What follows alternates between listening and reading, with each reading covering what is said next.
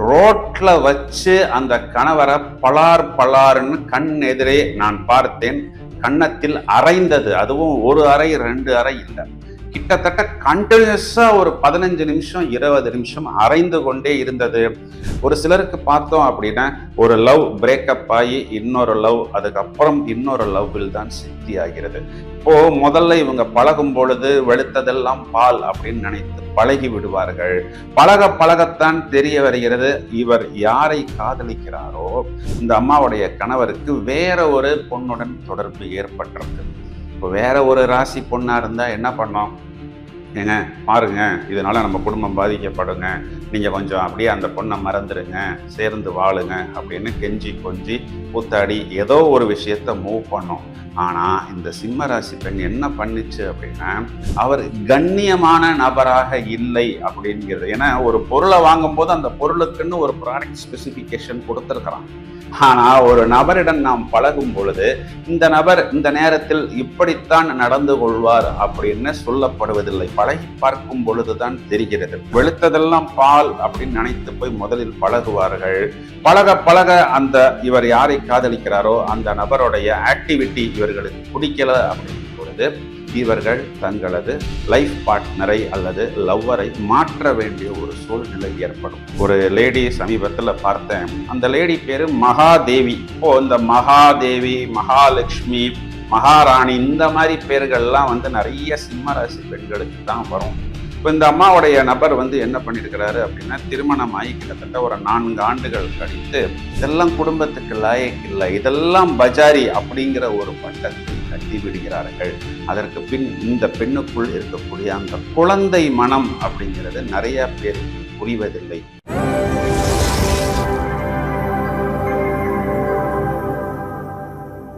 Hi friends, இந்த பதிவில் பெண்களின் தன்மை என்ன, ஒவ்வொரு ராசிக்கும் அவர்களுடைய வாழ்க்கை பயணம் எவ்வாறு இருக்கிறது, எந்த மாதிரியான சவால்களை சந்திக்கிறார்கள், காலச்சக்கர பிரகாரம் அவர்களுடைய குடும்பம், தனம், வாக்கு எவ்வாறு இருக்கிறது என்பதை மிகவும் விவரமாக பார்த்து கொண்டிருக்கிறோம்.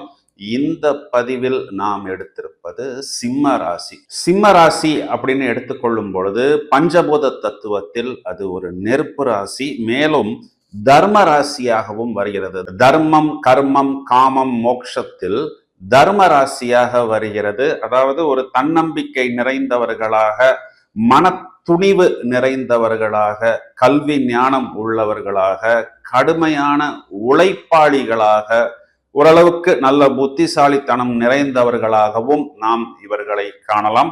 ஸோ இந்த மாதிரியான நபர்களுடைய ஒரு ஃப்ரெண்ட்ஷிப், கூட்டணி, அனைவரையும் அரவணைத்து செல்வது. இப்போ இந்த சிம்மம்ங்கிறது காலபுருஷனுக்கு 5ஆம் வீடாக வருவதனால் ஓரளவுக்கு நல்ல ஜாலியாக இருப்பது, மகிழ்ச்சியாக இருப்பது, குதூகலம் நிறைந்தவர்களாக இருப்பது, எந்த சூழ்நிலையிலும் தன்னம்பிக்கையையும் சுயமரியாதையும் விட்டு கொடுக்காத ஒரு ஆளுமை அப்படிங்கிறது இவர்களிடம் காணப்படும். சிம்ம ராசியில் பிறந்த பெண்கள் நாட்டையே ஆண்டிருக்கிறார்கள். அப்பொழுது ஒரு மகாராணி போல் இருப்பதற்கு பிறந்த நபர்கள் அப்படின்னு சொல்லலாம். ஒரு வீட்டை ஆள்றதோ இல்லைன்னா ஒரு ஆபீஸை ஆள்றதோ இவர்களுக்கு ஒன்றும் ஒரு பெரிய பிரமாதமான வேலை இல்லை.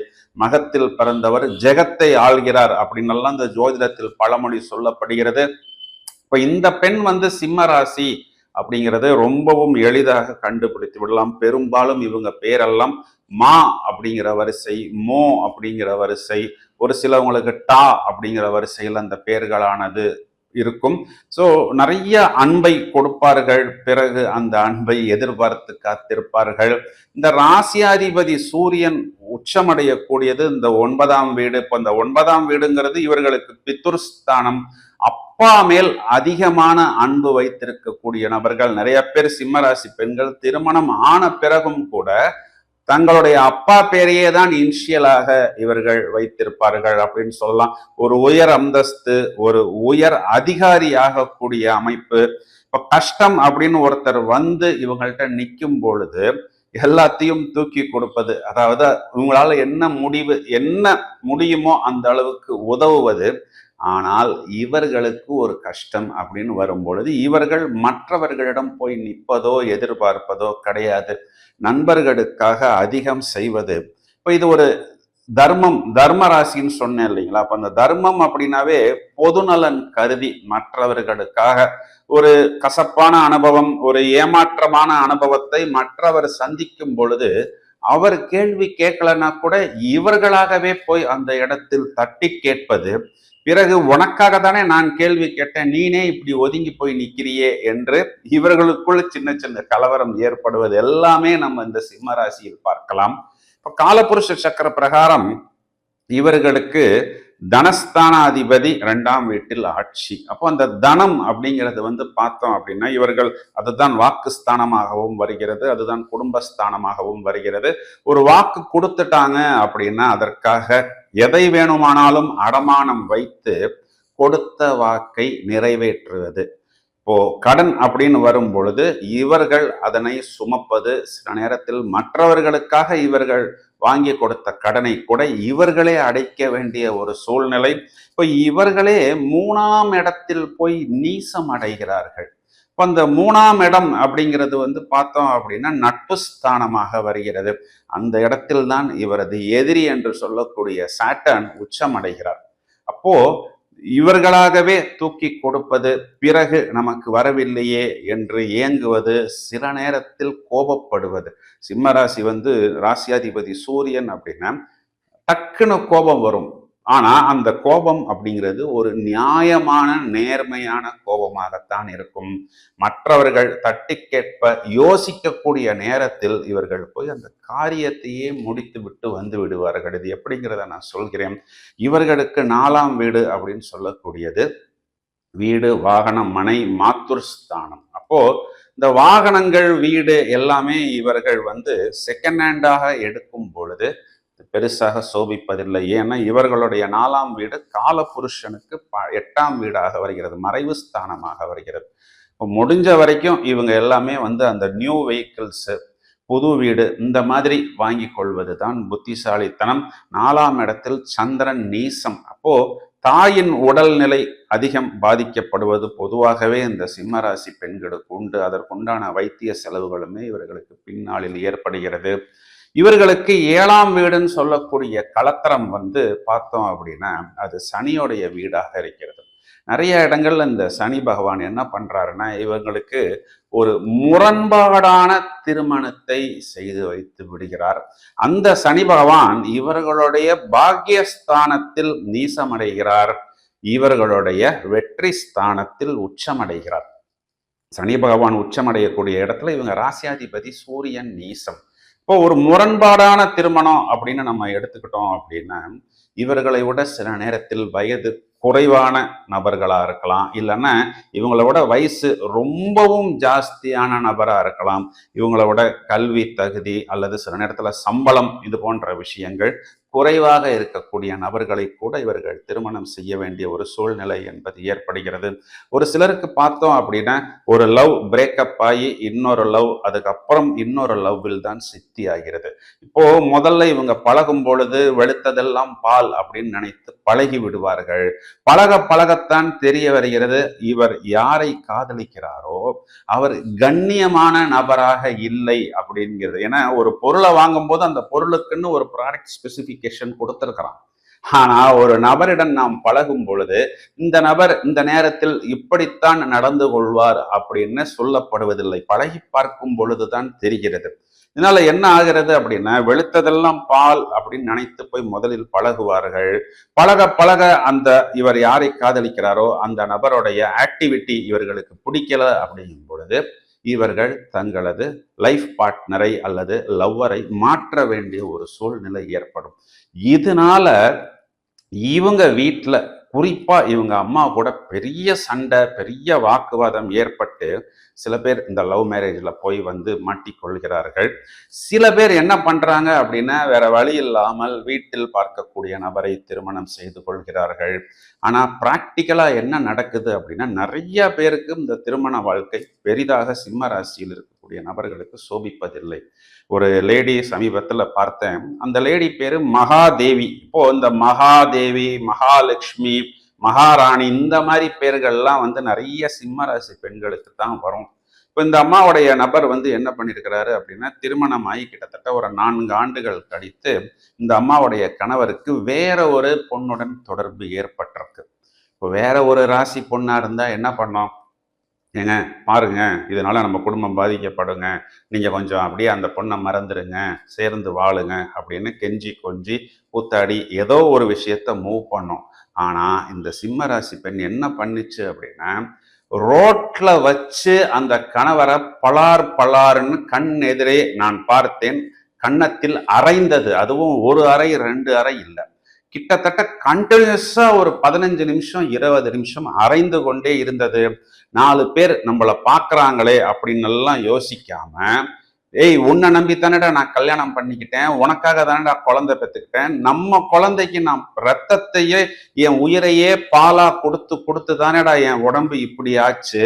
இதை நீ உணராம உனக்கு ஒரு சின்ன பொண்ணு துணை கேக்குதா, உனக்கு ஒரு வயசு பொண்ணோடைய ஃபேண்டசி கேக்குதா, உனக்கு ஒரு வயசு பொண்ணோட துணை கேக்குதா, உனக்காக வீணா போன உடம்பு தானடா இது, நான் பச்சை இங்கு சைன் பண்ற ஆளுடா, நீ ப்ளூ இங்கு சைன் பண்ற ஆளுடா, இருந்தாலும் நான் உன்னைய கல்யாணம் பண்ணிக்கிட்டேனே, இதை நீ புரிஞ்சுக்க மாட்டியா, என் தியாகத்துக்கு மதிப்பு இல்லையா அப்படின்னு சொல்லி பலார் பலார் என்று அறைவிட்டு கொண்டு, பிறகு அந்த நபர் அழுகவில்லை, அடி வாங்கின நபர் அழுகவில்லை. இந்த பெண் ஒரு ஓரத்தில் அமர்ந்து அழுவதை கண்ணால் பார்த்தேன். இதை எதுக்கு நான் சொல்றேன் அப்படின்னா, ஒரு தவறு என்று வரும் பொழுது முதலில் அதனை தட்டி கேட்கக்கூடிய நபர்கள் இந்த சிம்மராசி பெண் தான். இந்த சூரியன் அப்படிங்கிறது இவர்களுக்கு 9ஆம் இடத்தில் உச்சமடைகிறது. மாமனாரையும் குறிகாட்டக்கூடியது இந்த சூரியன் என்ற கிரகம் தான். ஸோ அப்பாவுக்கு மதிப்பு கொடுப்பது, அதே மதிப்பை மாமனாருக்கு கொடுக்கக்கூடிய பெண்ணும் இவராகத்தான் நாம் பார்க்க முடியும். ஓரளவுக்கு கொஞ்சம் வேகமா, கொஞ்சம் துடுக்காக, கொஞ்சம் மிடுக்காக, கம்பீரமாக இவர்கள் செயல்படுவது நிறைய இடங்கள்ல பார்த்தோம் அப்படின்னா, புகுந்த வீட்டுல குறிப்பா இவர்களுடைய இன்லாஸிடம் பிடிப்பதில்லை. இவங்க ஏதாவது ஒரு இடத்துல கொஞ்சம் கோபப்படும் போது, கொஞ்சம் ட்ரிகர் ஆகும் பொழுது, இவங்களை மேலும் மேலும் மேலும் உசுப்பி விட்டு, பாத்தியா இந்த பொண்ணு எப்படி கோபப்படுது, இதெல்லாம் குடும்பத்துக்கு லாயக்கு இல்லை, இதெல்லாம் பஜாரி அப்படிங்கிற ஒரு பட்டத்தை கட்டி விடுகிறார்கள். அதற்கு பின் இந்த பெண்ணுக்குள் இருக்கக்கூடிய அந்த குழந்தை மனம் அப்படிங்கிறது நிறைய பேருக்கு புரிவதில்லை. இதற்காக இவர்களும் வருத்தப்படுவதில்லை. முடிந்தவரை அந்த குடும்பத்தை இவர்கள் பாசிட்டிவாக எடுத்து செல்ல வேண்டும் என்றுதான் நினைக்கிறார்கள். ஆனா என்ன பண்ணிடுறாங்க அப்படின்னா, இவர்களை பத்தி என்ன ஒரு குற்றம் சொன்னாலும் ஒத்துக்கொள்வார்கள். இவங்களுடைய ஆப்போசிட் பார்ட்டி வந்து என்ன பண்ணுவாங்கன்னா, ஒரே ஒரு வார்த்தை, உன் அப்பன் பெருசா என்னத்தை கிழிச்சான் அப்படிங்கிற ஒரு வார்த்தையை மட்டும் சொல்லும் பொழுது இவர்களுக்கு ஒரு கோபம் வந்து ஒரு ருத்ர தாண்டம் ஆடுவாங்க பாருங்க. அந்த நேரத்தில் நமக்கு என்ன பின்விளைவுகள் வந்தாலும் சரி பார்த்து கொள்ளலாம் அப்படின்னு சொல்லி குழந்தைய கூட்டிட்டு போய் இவர்களால் முடிந்தவரை ஒரு சின்ன வீட்டு வேலை செஞ்சாவது, இல்லை ஏதாவது ஒரு டிஃபன் கடை வைத்தாவது அந்த குழந்தையை இவர்கள் பார்த்து கொள்வார்கள். இவர்களுக்கு புத்திரஸ்தானாதிபதி குரு இவர்களுக்கு 6ஆம் இடத்தில் வந்து உச்சம் அடைகிறது. இதனால என்ன ஆகுது அப்படின்னா, அந்த குழந்தைகளுக்காக அதிகமாக கடன் வாங்கி அவர்களை கரை தேற்றுவது, பிறகு அந்த குழந்தைகள் நல்ல ஒரு நிலைமைக்கு வந்த பிறகு குரு என்பவர் இவர்களுக்கு 12ஆம் வீட்டில் உச்சம் அடைகிறார். அப்போ அந்த குழந்தையுடைய பூரணமான ஒரு அன்பும் ஒரு ஆதரவும் ஒரு காதலும் ஒரு அம்மாவாக இவர்களுக்கு கிடைப்பதில்லை. ஏன்னா அதே குரு அங்க 12ஆம் வீட்டில் போய் உச்சம் அடைகிறது. இதையும் தவிர இவர்களுக்கு 8ஆம் இடத்தில் இவர்களுக்கு இந்த சுக்கிரன் என்ற கிரகம் உச்சம் அடைகிறது. இப்போ இவர்கள் வேலை செய்யக்கூடிய இடத்திலும், ஏன்னா 10ஆம் அதிபதி 8ஆம் வீட்டுக்கு வருவதனால் இவங்க ஓரளவுக்கு ரொம்பவும் ஸ்மார்ட்டா கம்பீரமா இருக்கிறதுனால நிறைய சக தொழிலாளர்களாலும் இவர்களுக்கு ஒரு விதமான ஒரு இல் ட்ரீட்மெண்ட், ஒரு அவமானம் அப்படிங்கிறது ஏற்பட்டாலும் அதையெல்லாம் பற்றி இவர்கள் பெரிதாக கவலைப்படுவதில்லை. பாகியஸ்தானத்தில் சூரியன் உச்சம். அப்ப அரசாங்கம் சம்பந்தப்பட்ட வேலைகள் இவர்களுக்கு கை கொடுக்கும். ஒரு ஒளி பொருந்திய பிரகாசம் நிறைந்த நபர்களாக நாம் இவர்களை பார்க்க முடியும். அதே 9ஆம் இடத்தில் சனி நீசம் என்பதையும் குறித்து கொள்ள வேண்டும். 10ஆம் இடத்தில் இவர்களுக்கு சந்திரன் உச்சம். அப்போ இவர்களுடைய 10ஆம் இடம் அப்படிங்கிறது காலபுருஷனுக்கு 2ஆம் இடம். அங்கே மாத்துர்காரகன் மாத்துர்காரகன்னா அம்மாவை குறிகாட்டக்கூடிய சந்திரன். முடிந்த வரைக்கும் பின்னாளில் இவர்களால் என்ன ஆதாயம் கிடைக்கிறது அப்படிங்கிறதில் தான் ரொம்பவும் குறியாக இருப்பாங்க. இல்லைன்னா அந்த பொண்ணுகளோட அம்மா என்ன தெரியுமா, என்கிட்ட நிறைய பேர் சொல்லியிருக்கிறாங்க, தம்பி இந்த பொண்ணுக்கு பேரு தான் தம்பி மகாலட்சுமி, ஆனால் அந்த பொண்ணுகிட்ட லட்சுமியே இல்லை தம்பி, இந்த பொண்ணுக்கு மகாதேவின்னு பேர் வச்சேன், ஆனால் எதுவுமே இல்லாமல் கடன் மட்டும்தான் மிச்சம் இருக்கு. இவர்களுக்கு 11ஆம் இடம் அப்படின்னு சொல்லக்கூடிய லாபஸ்தானாதிபதி காலபுருஷனுக்கு 6ஆம் வீட்டுக்கு அதிபதியாக வருவதனால் இவர்களுடைய லாபம் அப்படிங்கிறது நிறைய இடங்கள்ல வெளியில சிதறுது. இப்போ இவர்களுடைய 12ஆம் வீடுங்கிறது காலபுருஷனுக்கு 4ஆம் இடம். அந்த 4ஆம் இடம் சுகம், வீடு, வாகனம், அங்க குரு உச்சம். அப்போ எதையாவது ஒண்ணு பண்ணி நான் நல்லா இல்லைனாலும் பரவாயில்ல, என்னுடைய குழந்தைகளுக்கு ஒரு வீடு, ஒரு வாகனம், ஒரு வசதி, ஒரு சொத்து அமைத்து கொடுக்க வேண்டும் அப்படிங்கிற ஒரு துடிப்பில் நாம் இவர்களை காண முடியும். இதுல எங்க இவங்க ரொம்ப இரிட்டேட் ஆகுறாங்க அப்படின்னா, அந்த திருமணத்துக்கு முன் நிறைய பேர் அதை செஞ்சு கொடுக்குறேன், இதை செஞ்சு கொடுக்குறேன், உன்னை அப்படி பார்த்துக்கிறேன், இப்படி பார்த்துக்கிறேன். நாட் ஒன்லி இவங்களுடைய லைஃப் பார்ட்னர், ஈவன் அந்த மாமியார் கூட நிறைய வாக்குறுதிகளை கொடுத்து நல்ல துடுக்கா கம்பீரமா இருக்கக்கூடிய இந்த பெண்ணை மருமகளாக வீட்டுக்கு அழைத்து கொண்டு போய் விடுவாங்க. அதுக்கப்புறம் இவங்களுக்கு அவர்கள் கொடுக்கக்கூடிய அந்த இல் ட்ரீட்மெண்ட்டை இவர்கள் சமாளிப்பது ரொம்பவும் கஷ்டமாகவும் ரொம்பவும் ஒரு விதமான ஒரு ஃப்ரஸ்ட்ரேஷனாகவும் இவர்களுக்கு இருக்கிறது. பொதுவாகவே இவர்கள் எங்கும் எதையும் விட்டு கொடுப்பதில்லை. நோ பேக்டோர் என்ட்ரிஸ், குறுக்கு வழியில் போவதில்லை. யார்கிட்டையும் எதுக்கும் போய் சோப் போட்டு ஒரு மாதிரி வளைஞ்சு குழஞ்சு அப்படிலாம் பேசுறது கிடையாது. அப்ப அதையே இவங்களுடைய இன்லாஸ் எடுத்துக்கிட்டு இதுக்கு காரியமே சாதிக்க தெரியாது, யார்கிட்ட எப்படி பேசணும்னு தெரியாது, எல்லார்ட்டையும் இந்த பொண்ணு எடுத்தெறிஞ்சு தான் பேசுது அப்படின்னு சொல்லி இந்த பெண்ணை மட்டம் தட்டி விடுவார்கள். இவங்க வேலை செய்யற இடத்துல கூட யாராவது ஒரு நபர், ஒரு ஆண், குறிப்பா இவங்களுடைய உயர் அதிகாரியா இருக்கட்டும், இவங்களை எங்கேயாவது மிஸ்யூஸ் பண்ணணும், இவர்களை எங்கேயாவது மிஸ்யூஸ் பண்ணணும் அப்படின்னு நினைத்தால், நான் ஏற்கனவே சொன்ன மாதிரி தனியா ஒரு ரூம்ல எல்லாம் வச்சு அவங்களுக்கு ஒரு அறை கொடுக்காம பலார்னு எல்லாருக்கும் முன்னாடி பப்ளிக்காகவே அவர்களை அறைந்து விட்டு, போடா எனக்கு நீனும் வேணாம், உன் வேலையும் வேணாம், உன் சம்பளமும் வேணாம், நான் உன் கூட ஜாலியா இருக்கவும் எனக்கு தேவையில்லை, நானே என்னைய பார்த்துக்கிறேன்னு சொல்லி எல்லாத்தையும் தூக்கி போட்டு விடுவார்கள். நான் ஏன் இந்த பாயிண்ட் எல்லாம் சொல்றேன்னா, இந்த வேலை செய்யக்கூடிய பெண்கள் இந்த மாதிரி பிரச்சனைகளை எல்லாம் இன்றைய காலகட்டங்களில் அதிகமாக சந்திக்கிறார்கள். இந்த அப்பா மேல் இருக்கக்கூடிய பாசம் நிறைய இடங்கள்ல இவர்களுக்கு அந்த புகுந்த வீட்டில் பிரச்சனையை ஏற்படுத்துகிறது. கலைகள்ல நிறைய தேர்ச்சி உண்டு. அதாவது இந்த இயலிசை, நாடகம், அதையும் தவிர டான்ஸ், இந்த மாதிரியான விஷயங்கள் எல்லாம் கொடிகட்டி பறக்கக்கூடிய நபர்களாக நாம் இவர்களை பார்க்க முடியும். இப்போ இந்த சிம்மராசி பெண்ணுக்கு நிறைய ப்ளஸ் பாயிண்ட்ஸும், இவர்கள் எங்கே தடுக்கி விழுகிறார்கள் அப்படிங்கிற சில மைனஸ் பாயிண்ட்ஸும் நான் சொல்லியிருக்கிறேன்.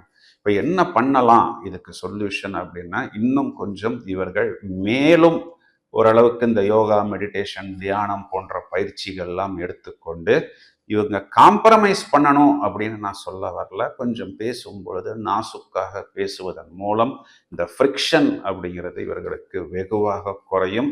தொடர்ச்சியா இவர்கள் குரு வழிபாடு, முருகன் வழிபாடு, சிவன் வழிபாடு செய்து கொள்ளலாம்.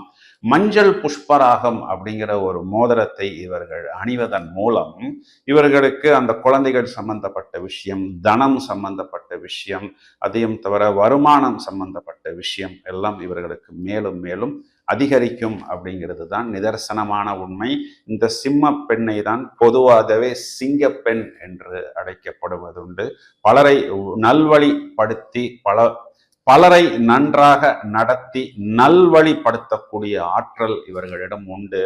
இந்த சிம்மராசி பெண் உங்கள் வீட்டில் இருக்கும் பொழுது ஓரளவுக்கு நீங்கள் அவர்களை ஹர்ட் பண்ணாம, அவங்கள டிஸ்டர்ப் பண்ணாம, மனதளவில் அவர்களுக்கு எந்த விதமான ஒரு பாதிப்பும் கொடுக்காமல் பக்குவமாக நீங்கள் அவர்களை நடத்தி சென்றீர்கள் அப்படின்னா உங்களுக்கு அவர்கள் ஒரு பெரிய அசட்டாக, ஒரு பொக்கிஷமாக, உங்களை நல்வழிப்படுத்தக்கூடிய நபர்களாக இருப்பார்கள். நல்லபடியாக உங்களை ஆளுமை செய்யக்கூடிய நபர்களாக இருப்பார்கள் அப்படின்னு சொல்வதுதான் நிதர்சனமான உண்மை. நண்பர்களே, உங்களது தோழிகளே, உங்களது ஃப்ரெண்ட்ஸ் ஆர் ரிலேஷன்ஸ் இந்த சிம்ம ராசியில் வரும்பொழுது இந்த பதிவை நீங்கள் அவர்களுக்கு ஷேர் செய்யுங்கள். தொடர்ந்து இணைப்பில் இருங்கள். மேலும் பல அரிய தகவல்கள் தயாராகி கொண்டிருக்கிறது. Thank you friends.